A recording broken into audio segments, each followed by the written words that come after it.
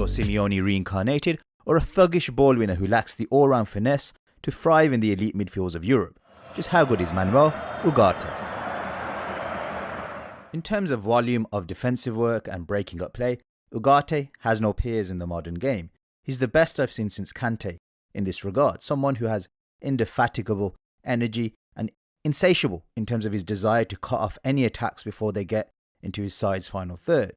He's got a sixth sense for where the pattern of play is going to go, assessing where the next passing option is going to be, and sneaks into that passing lane and sticks his foot in to cut off passes. He doesn't like to take a backward step, so he backs himself that he's going to win that ball higher up the pitch. So he's tailor-made for a pressing outfit.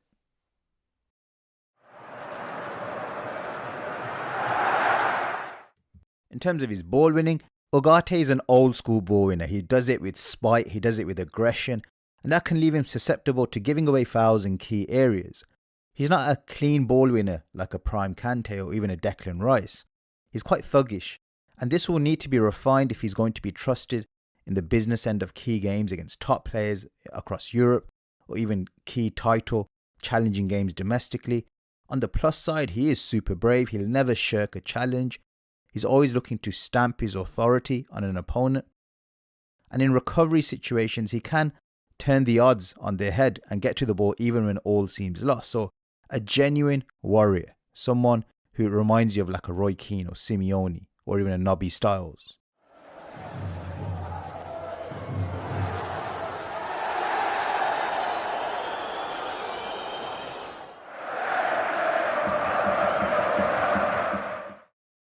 Ugarte rarely loses the ball. He's pretty careful in terms of his passing. Can he dictate play like a deep-lying playmaker? The answer is no. Ugarte is an accumulator of short, sharp passes, and it kind of inflates his statistics. It inflates his influence in possession. Many of the times he's just passing it back whenever he receives the ball under pressure, especially in his own third. So that means there's no pause. There's no pause there. Everything is done at a very high tempo. And what this does is invite pressure onto his teammates because he's not taking responsibility at times to just beat the press himself and then find that forward pass, break those pressing lines. He's abdicating responsibility by passing it backwards to someone who's going to then be under pressure and then rely on them for the forward pass. So that's why I wouldn't use Ugarte as a 6. As a box-to-box midfielder, this is less of an issue because once he's in forward areas, he's generally quite progressive and not someone who's going to kill moves with sloppy passes.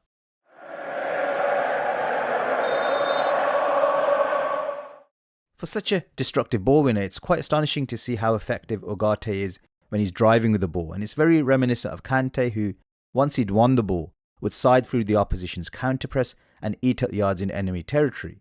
Ugarte may not be as svelte as the Frenchman, but he's still very nimble, and he's got that ruggedness to bounce off challenges, which makes him very balanced whilst on the run, so he's perfect for running through the gauntlet of challenges in midfield.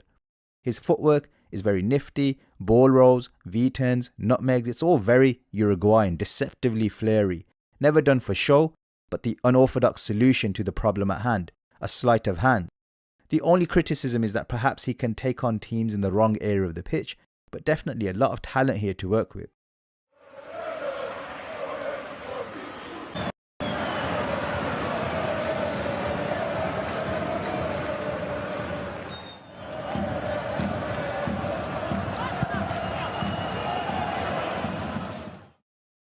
Ugarte's long passing may not be hitting world-class numbers, and neither is he going to be emulating a Gerrard or a Pirlo for that matter.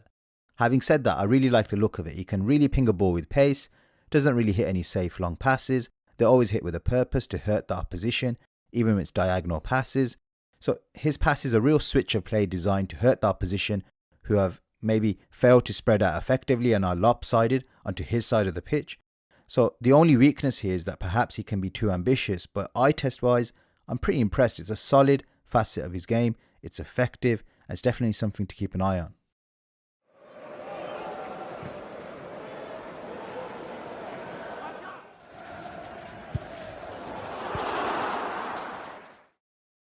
In terms of his heading, Ugarte is not dominant in the air. Now, that isn't down to a lack of courage from the Uruguayan.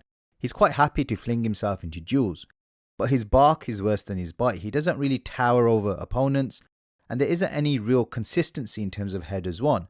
it feels like a toss of a coin as to whether he's going to win that aerial loose ball, and that's reflected in the stats with only 46% of headers won.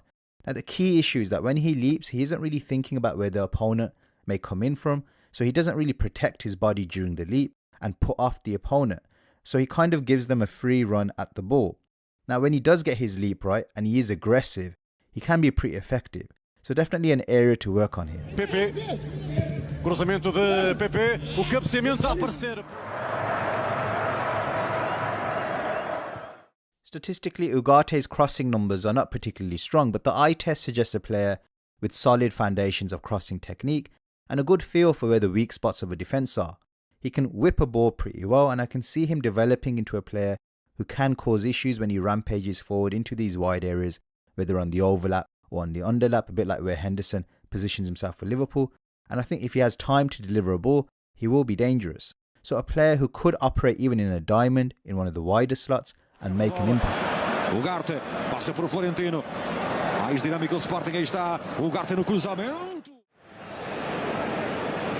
And they beg pardon with the ball forward, it's brought down. In terms of Ugarte's creativity, he's a player who, despite what the stats indicate, does have an eye for a pass, a bit like a Declan Rice in that respect, but the volume is pitiful. He doesn't look to progress the game often enough to push those numbers up, and he should, because in terms of accuracy, his percentage is quite high, and that's evidence that his rate of pass is solid. Is he going to be an assist machine? Of course not. He doesn't really get into the final third enough, doesn't really have that pauser to break down defences in the final third, but in terms of passing between the lines and smart passes, I think he has the potential to push himself further in this regard. Ahí que recibe el 4. Deja dentro a Manuel, la pone a la punta, atención, se puede... Foi mudado para o Estádio da Luz. Atenção à possibilidade de remate, gol! Unlike box-to-box midfielders of the 90s who are proper goal threats as well, Ugarte is more of a specialist ball winner like a Gattuso, who gets a nosebleed once he's inside the box. Now he doesn't really have that composure to keep his shots low. He's quite often wildly overhitting, and it's a shame because his sheer energy does get him into pretty good positions on the edge of the box. Just needs to keep his head over the ball and strike through with the laces through the middle of the ball. I think he can improve this part of his game, but I don't see him blossoming into a Goretzka type of box-to-box midfielder who can do it all. Ruben vira a grande serpentina, o remate pode ser o gol do Famalicão, a bola entra! In terms of Ugarte's positioning, he can be pretty slow to track back. He's better facing forward in terms of the press. He isn't someone who shows that same level of dynamism in his recovery game when it's a negative transition.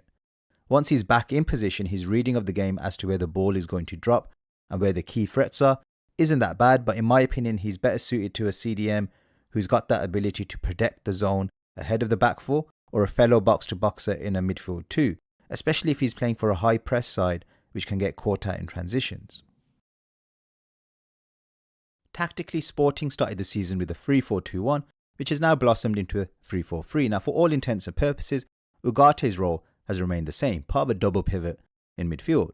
It's worth noting that Sporting play in a very high-tempo, direct style. Very rarely do you see their players take a pause for breath on the ball. It's in stark contrast to, say, Man City, whose build-up play is much more patient.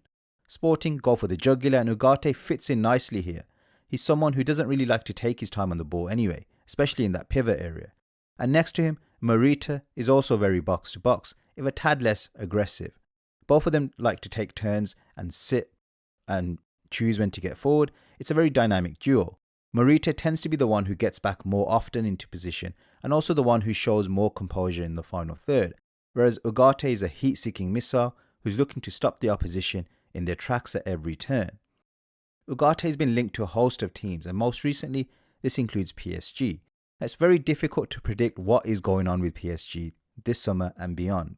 So I'm going to assume that Neymar and Messi will not be in the starting 11 next season. Mbappe is also rumoured to leave, but we're just going to assume that he stays next season. But quite frankly, the only thing I can be relatively sure is that the back line and the midfield will still contain players like Marquinhos, Verratti, Hakimi, Mendes, and obviously Ugarte if he does join them. I see him potentially in a double pivot next to Verratti, with Vitinha playing as an advanced 8. Ugarte does complement Verratti and he gives that side a bit more character in the middle of the park, but the side needs a real facelift in the attacking areas And just about that pairing as well, in terms of recovery, protecting that back four area in negative transition, I'm still a bit unsure about that. The other side he's been linked to is Chelsea. Is he the one-man engine room that they're crying out for? What I would say about him and Enzo as a pairing is that Chelsea would be able to play front foot football and pin the opposition back, but neither of them is good in recovery. But of course, it'd still be an upgrade on their current options, although I'd have to say Declan Rice for me is a better tactical fit with Enzo in a 3-4-3. In a 4-3-3, Enzo has less space to cover as the creativity burden can be tasked on an advanced midfielder or even the false nine dropping deep, which would leave Enzo to sit in front of that back four.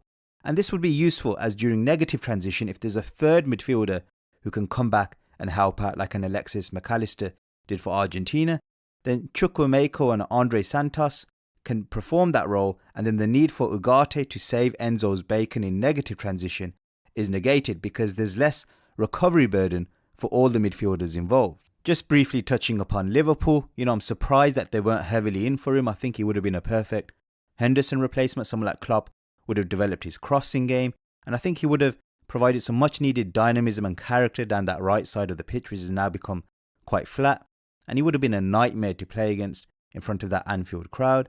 Similarly, I think Newcastle could have done with an Ugarte. If they're going into the Champions League and they want to make that impact, he's a player that really could have complemented Bruno Guimaraes. In conclusion, Ugarte is reminiscent of Simeone in that he's very gritty, he's not afraid to indulge in the dark arts and leave his mark on opponents.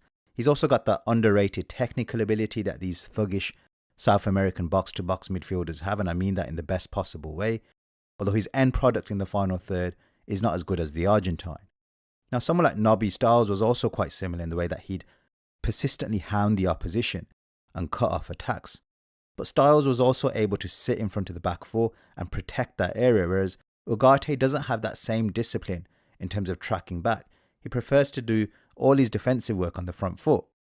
Now, in terms of ceiling, I think Ugarte has potential generational ability, someone who could impact the biggest games in the world and pocket some of the best technical players in the world. Although I question how complete his game is if he really wants to be remembered as an intergenerational type talent. I can't really see him operating anywhere less than the business end of the Champions League. I think he's too good to not be playing for like a top 4 club, and I mean that amongst the top European leagues. So anyway, hope you enjoyed the video. Please like, share and subscribe, and see you guys again next time. Bye.